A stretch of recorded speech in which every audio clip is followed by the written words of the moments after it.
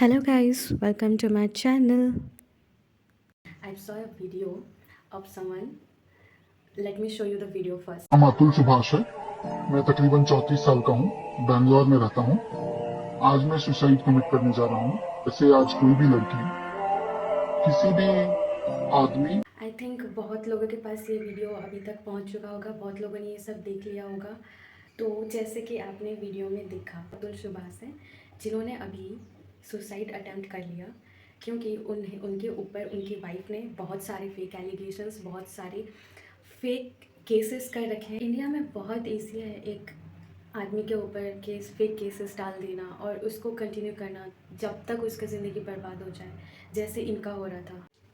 अतुल सुभाष ने 1 घंटे से भी ज़्यादा का एक वीडियो बनाया है जिसमें उन्होंने पूरा एक्सप्लेन किया है कि कैसे केसेस हुआ, कैसे क्या हुआ और उनके ऊपर कैसे फेक एलिगेशंस लगाए गए हैं। उन्होंने सारे डॉक्यूमेंट्स, सारे एलिगेशंस के जितनी कॉपीज़ है वो भी पब्लिक कर दिए, सब कर दिया उन्होंने दिखाने के लिए। और मुझे इतने सारे आईपीसी सेक्शंस और इतने सारी चीज़ों के बारे में कुछ पता नहीं था, तो मैंने इसके बारे में थोड़ा रिसर्च किया। मैं देखना चाह रही थी कि ये सब एलिगेशंस होते क्या हैं, तो मैंने कुछ रिसर्च करके देखा। I really want you guys to know कि ये आईपीसी धारा क्या होता है और इतने सारे फेक एलिगेशंस अगर किसी इंसान के ऊपर लगेगा तो उसके पास कोई ऑप्शन भी नहीं बचता है। तुम एक वर्किंग पर्सन हो, तुम्हारे पास अपना काम है, और तुम्हें एक ऐसे चीज़ों में फंसा दिया जाए जहाँ पे तुम्हारा टाइम जा रहा है, तुम्हारा सब कुछ जा रहा है, तुम्हारी फैमिली डिस्टर्ब हो रही है, तुम्हारी फैमिली के ऊपर भी फेक एलिगेशंस लगे पड़े हैं। तो इस केस में इंसान के पास बचता क्या है? करीबन 6 से 7 या 7 से 8 केसेस उनके ऊपर लगाए गए हैं और वो आईपीसी की धारा मैंने पर्सनली जाके थोड़ा रिसर्च किया और ट्राई किया कि ये सब क्या होता है जानने के लिए। तो I will let you know कि ये सब क्या होता है। और मैंने लिख के रखा है क्योंकि इतना सारा मेरे दिमाग में घुसा नहीं, तो मैंने लिख के I will try to make you people understand कि ये सब क्या होता है और इससे कैसे एक इंसान की ज़िंदगी बर्बाद हो सकती है। I want you to know guys. IPC Section 102 deals with attempt to commit an offense. It provides a legal definition of when an attempt to commit a crime is punishable. It states any person who in the course of commit a crime makes an attempt to commit the offense but does not complete the commission of the offense can still be punished, which means attempt to murder charges. ये directly एक attempt to murder का charges लगाया गया है। Like seriously, murder charges is a really big thing. IPC Section 377 deals with unnatural offense. It is used to criminalize consensual same-sex historically, but still applies in cases of non-consensual act or acts of involving minors which are considered crime under law. इसका मतलब है अनकंसेंशुअल sex, इसका भी charges लगाया गया है। Another one is IPC Section 498. It deals with husband or relative of husbands of a woman subjecting her to cruelty. It is a provision that address the issue of cruelty towards women by their husband and in-laws. This section is offense invoked in cases related to domestic violence, dowry, harassment or mental and physical abuse. इसका मतलब domestic violence का भी case लगा हुआ है जिसमें तुम्हारे family भी इंक्लूड है, तुम भी इंक्लूड हो, इसमें पूरा फैमिली भी ड्रैग हो रहा है। IPC Section 302 deals with punishment for murder.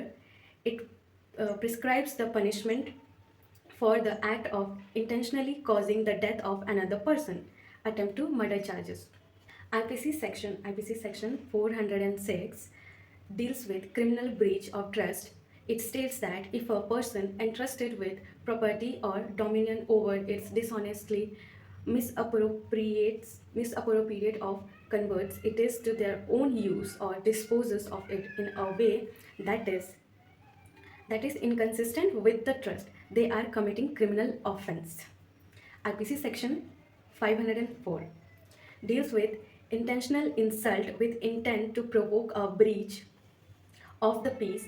It is applicable when a person intentionally insults someone intending to provoke them to cause a disturbance on a breach of peace. IPC Section 506 deals with the criminal intimidation.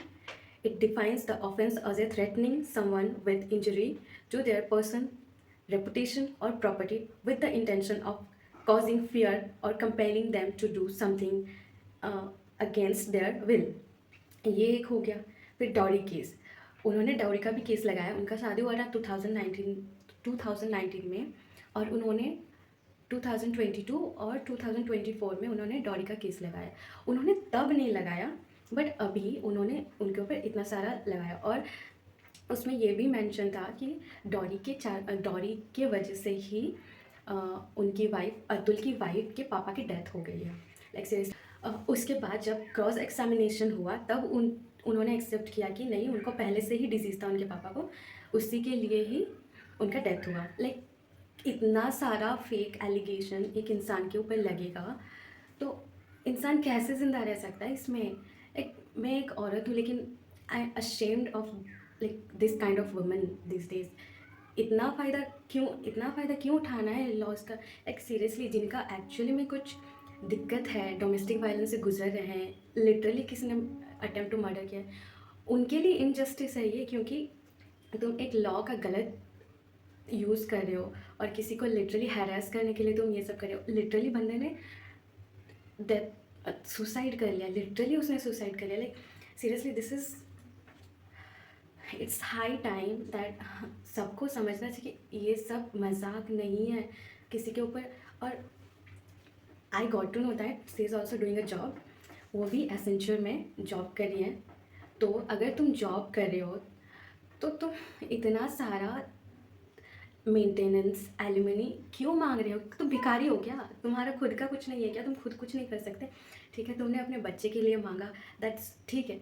इतना ज़्यादा उन्होंने mention किया था, अतुल की जो wife है उन्होंने बोला 40 से 80 लैक्स उनका इनकम क्लेम्ड किया था उन्होंने, और उनको 80,000 रुपीज़ उन्होंने मेंटेनेंस मांगा, इंक्लूडेड उनका जो बच्चे की देख रेख के लिए जो होता है वो। तो ये बंदा मेंटेनेंस भी भरेगा, एलिमनी भी देगा, और उसके बाद तुम जो कोर्ट केसेस के लिए तुम जा रहे हो हियरिंग के लिए, उसका भी पैसा वही देगा। लाइक ये क्या है? मतलब क्या देखना पड़ रहा है हम लोग को। वो एक आईटी इंजीनियर है, उन्होंने अपने वीडियो में ये मेंशन किया 23 डेज़ उनको लीव मिलता है, उसमें से उनको 40 दिन तो जाना ही पड़ता है हियरिंग के लिए।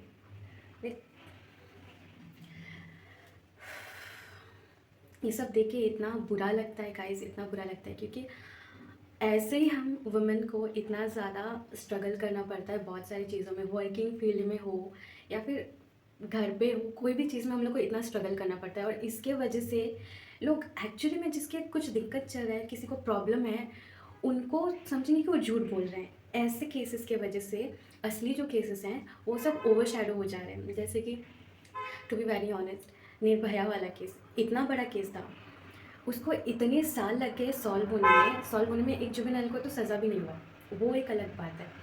जुडिशरी सिस्टम हमारा, जब एक्चुअल में उनको सही डिसीजन लेना होता है 10 साल लग जाते हैं इनको। लेकिन जिस केस में इनको क्लोजली थोड़ा देखना चाहिए कि क्या सही है क्या गलत है, ये लोग ऐसे ऐसे एक इंसान को हैरास कर रहे हैं। I want talk about something that is unnatural sex, जिसका ऊपर ये सब हुआ। और उन्होंने ये भी मेंशन किया था कि उनकी बीवी को कुछ शादी वादी करने का कुछ इतना मन नहीं था, बट शादी करवा दिया। लाइक मुझे इसमें लगता है ना, पेरेंट्स लोग का सबसे ज़्यादा गलती है कि तुम किसी को अगर मन नहीं है शादी करने का तो बेकार में फोर्स मत करो। वो खुद का ज़िंदगी तो बर्बाद करेंगे ही, सामने वाला जो पर्सन है उसका भी ज़िंदगी बर्बाद करेंगे ऐसे शादी करके। शादी कर लिया, अब लड़के का जीना हराम करके रख दिया। लड़के ने कुछ नहीं, बस उसके पास और कुछ ऑप्शन ही नहीं बचा डेथ के अलावा। लाइक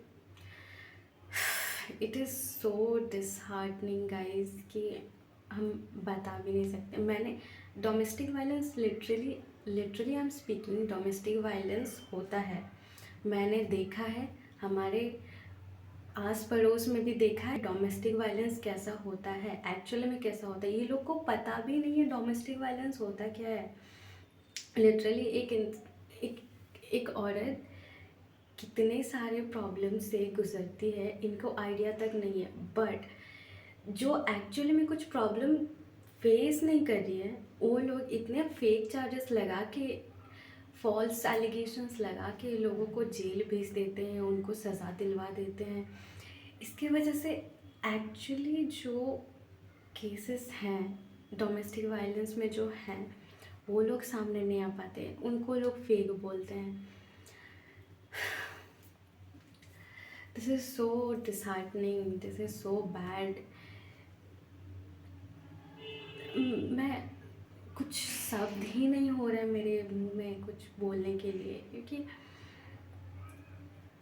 एक इंसान literally he is dead now and उसको बिलीव था जुडिशरी सिस्टम में कि उसको इंसाफ मिलेगा, उस कुछ तो उसका सुना जाएगा। But later on it comes out that कि वो जो जज हैं वो ब्राइब मांग रही थी और ब्राइब नहीं दिया 5 lakhs। इसके वजह से उन्होंने ये केस को और स्ट्रॉन्ग कर दिया। और लिटरली शी वॉज लाफिंग जब ये केस के बारे में डिस्कशन हो रहा था घर में।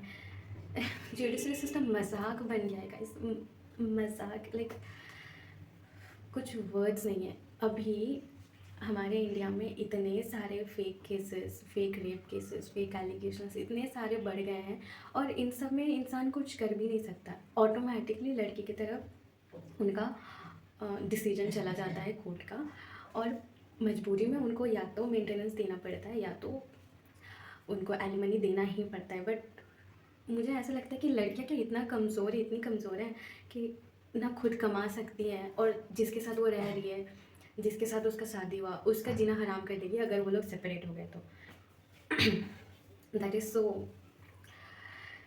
हम लोग बहुत फेमिनिज़म बहुत कुछ हम लोग बोलते हैं कि लड़कियां इंडिपेंडेंट है, वो लोग सब कुछ अपने आप कर सकती हैं, उनको किसी सहारे का ज़रूरत नहीं है। तो अगर तुम अलग हो रहे हो किसी पर्सन से, तो आई पर्सनली फील कि अगर तुम बच्चा रख रहे हो तो तुम अपना कमाओ, तुम अपना देखो। तुम्हारे फैमिली ने तुम्हारा मजबूरी में शादी किया, वो तुम्हारे फैमिली का गलती है, ना कि वो लड़के का गलती है। तुम दूसरे का लाइफ क्यों बर्बाद कर रहे हो ये सब में? सामने वाले का तो पता भी नहीं कि तुमको शादी नहीं करना है, तुमने मजबूरी में शादी किया, तुम उसके साथ रह रहे हो और फिर तुम उसका ही ज़िंदगी बर्बाद कर दे रहे हो। मैं लिटरली मतलब पेरेंट्स लोग को बोलना चाहती हूँ कि बिना मर्ज़ी के किसी का शादी बिल्कुल भी मत कराओ।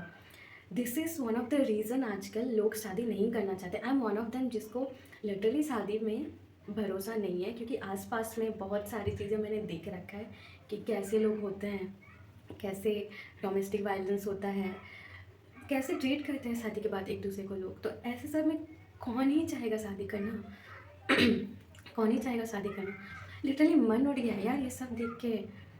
और इफ़ मैं किसी से शादी कर रही हूँ, मैं अगर अपने पैरों पे खड़ी नहीं हूँ तो लिटरली मैं किसी से शादी नहीं करूँगी, क्योंकि अगर आगे चल के things is not right between that person and me, तो मैं ऐसा नहीं कि उसको जाके मैं मांगूंगी पैसा कि तुम मेरा मेंटेनेंस दो, मैं क्या मतलब जो भी करूँगी उसका पैसा तुम ही भरो। क्यों भाई? वो क्यों रिस्पॉन्सिबिलिटी नहीं मेरा? शादी के बाद, डिवोर्स होने के बाद क्यों वो मेरा रिस्पॉन्सिबिलिटी लेगा? हम तो फिर अलग हो गए ना। अगर तुम जॉब कर रहे हो, तुम अगर जॉब नहीं कर रहे हो तब तुम्हारा मेंटेनेंस या कुछ वो सब कुछ हिस्सा मांगना इस ठीक है, तुम्हारे बच्चे हैं, तुमको उसको देखना है तो तुम वो मांग सकते हो। बट स्टिल अगर तुम एबल नहीं हो बच्चा पालने का तो तुम लड़के को बच्चा दोगे ना, उसको रखने दोगे, तुम बच्चे भी रखोगे, फिर उसका मेंटेनेंस भी मांगोगे, और इतना ज़्यादा कि खून चूस लो सामने वाले का। मतलब I don't know, and I would request Indian parents that कि किसी का भी बिना मर्ज़ी के ऐसे शादी मत करवाइए, क्योंकि आगे चल के हो सकता है कि आप अपने बेटे की लाइफ बर्बाद कर रहे हो, ऐसी एक लड़की आ जाएगी उनके लाइफ में, आगे चल के उनका लाइफ पूरा झंड हो जाएगा और बर्बाद हो जाएगा लिटरली।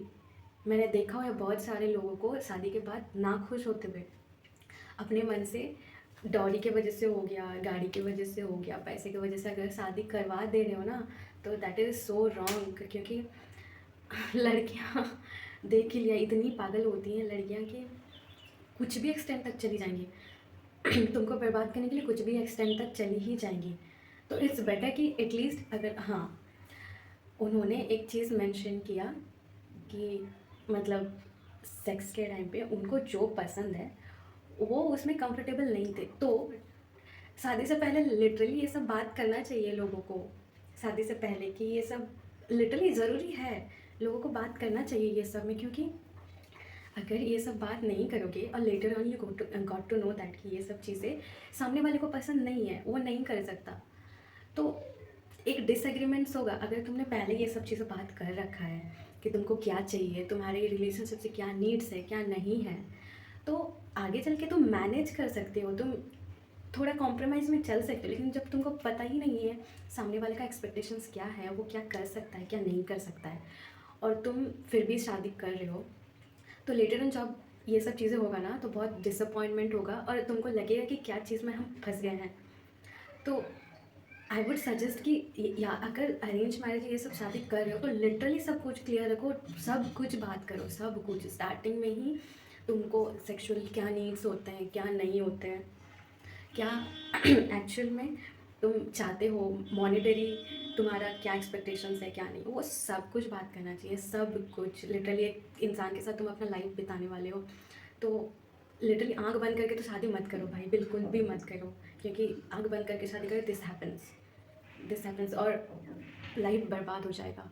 सो इट्स बेटर कि शादी एक बहुत बड़ा चीज़ होता है, सोच समझ के गाइज, और माँ बाप के इमोशनली कुछ ब्लैकमेल करेंगे, कुछ भी बोलेंगे, तो इमोशनल होके ये सब चीज़ें का डिसीजन नहीं लिया जाता, क्योंकि अगर तुम इमोशनल होके ये सब चीज़ों का डिसीजन ले रहे हो, देन हो सकता है कि बाद में तुमको कॉन्सिक्वेंसेस फेस करना पड़े, कुछ बड़ा डिसास्टर हो सकता है तुम्हारी लाइफ में। शादी कितना इंपॉर्टेंट चीज़ है ना गाइस, तुमको बात करके सारी चीज़ें जानना पड़ेगा, क्योंकि इसके ऊपर तुम्हारा फ्यूचर डिपेंड करता है। तुम आगे फ्यूचर बढ़ाओगे, तुम्हारे बच्चे होंगे, तुम्हारी फैमिली प्लानिंग, सब कुछ, तुम्हारे पर्सनल रिलेशनशिप, तुम्हारे दोस्त, तुम्हारा एनवायरनमेंट, सब कुछ इस सबसे इफ़ेक्ट होगा। तो इट्स बेटर कि तुम पहले बात करो इंसान से, बात करने के बाद ही तुमको लिटरली पता लगेगा कि सामने वाला पर्सन क्या है क्या नहीं। और arrange marriage, I am kind of sceptical about arrange marriage, because arrange marriage में पता ही नहीं होता कि सामने वाला पर्सन है क्या नहीं है। बात भी करोगे तो ऊपर ऊपर नॉर्मल सरफेस लेवल पे थोड़ा बहुत बातचीत हो जाता है, बट तुमको बाद में पता चलता है कि वो पर्सन है क्या। एक तरफ से सही भी है और एक तरफ से नहीं भी है। इतना बहुत ट्रिकी सिचुएशन होता है ये सब, बहुत ज़्यादा ट्रिकी होता है।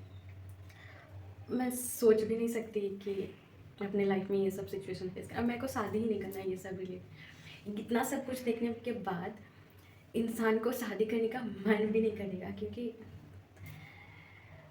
लड़की के लाइफ में भी बहुत सारे चेंजेस होते हैं गाइस। सब लड़कियां एक जैसे, जो एक्चुअल में अच्छी होती हैं ना वो सफ़र करती हैं, जो ऐसी लड़कियां होती हैं वो जिसके साथ शादी करती हैं उनको सफ़र करवाती हैं। दैट अ सिंपल है दैट। तुमको सही पूरा एक सही सोच समझ के डिसीजन लेना पड़ेगा, otherwise things could turn out to be a really difficult and disastrous after few years, and nobody gonna help you। कोई आपका हेल्प नहीं कर सकता। जुडिशरी सिस्टम पे तो भरोसा मत ही करो भाई, मत करो। इसके ऊपर रहोगे तो फंस के रह जाओगे, तुम्हारा जॉब, तुम्हारा करियर, तुम्हारा सब कुछ जाएगा, लास्ट में तुम भी पहुंच जाओगे सुसाइड। आखिरी ऑप्शन सुसाइड।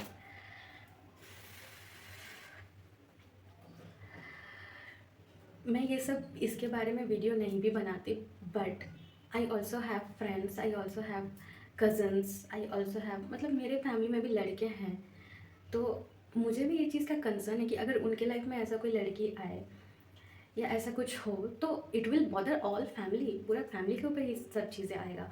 तो छोटा बात तो नहीं है ना ये। और कौन चाहेगा किसी के लाइफ में या किसी के भी लाइफ में ऐसे एक सिचुएशन आए जहाँ पे उसको सुसाइड करना पड़े। मैं तो अपने फैमिली मेम्बर्स या मेरे करीबी कोई भी दोस्त या फिर किसी भी करीबी फ्रेंड का कभी नहीं चाहूँगी कि कोई भी गलत लड़की उनके लाइफ में आए या फिर ऐसा कोई सिचुएशन हो जिसमें उनको सुसाइड करना पड़े। This is heart breaking, this is really, I couldn't able to express myself because मैं इतना एक्सप्रेसिव नहीं हूँ ये सब चीज़ को लेके, बट आई थॉट कि ये सब चीज़ के बारे में हमको बात करना चाहिए। और कभी कभी मन नहीं भी करता ये सब चीज़ों के बारे में बात करना, क्योंकि क्या होता है ना, हम लोग वीडियो बनाते हैं, बात करते हैं ये सब चीज़ों को लेके, बट आउटकम कुछ नहीं होता है। आउटकम होता है कुछ दिन बाद ये सब हम लोग भूल जाएंगे और इसके बारे में वीडियोस भी बनना बंद हो जाएंगे, क्योंकि अगर हमारा जुडिशल सिस्टम इसके ऊपर एक सख्त कानून या लॉज बना रहा होता, या फिर मतलब नोटिस करता ये सब चीज़ें और कुछ एक्शन लेते इसके खिलाफ, या फिर कुछ स्ट्रिक्ट लॉ बनाते, तो हमको भी अच्छा लगता है कि ये सब हम कुछ आवाज़ उठा रहे हैं, कुछ वीडियोस बना रहे हैं, ये सब रिलेटेड, ये इम्पॉर्टेंट है और ये सब के ऊपर कुछ तो एक्शंस लेना चाहिए। बट द थिंग इज़ कुछ एक्शन नहीं होता है। हम भी देख सकते हैं इतना बड़ा बड़ा जो केसेस होता है, उस केसेस में इतने लंबे पीरियड ऑफ टाइम के लिए ये सब इतना खिंच जाता है, हियरिंग, मल्टीपल हियरिंग्स, और कुछ लोग तो छूट जाते हैं। तो कभी कभी मन नहीं करता, बट स्टिल इतना बड़ा बड़ा चीज़ के बारे में अगर हम बात नहीं करेंगे, हम लोगों को अवेयर नहीं करेंगे, तो कौन करेगा।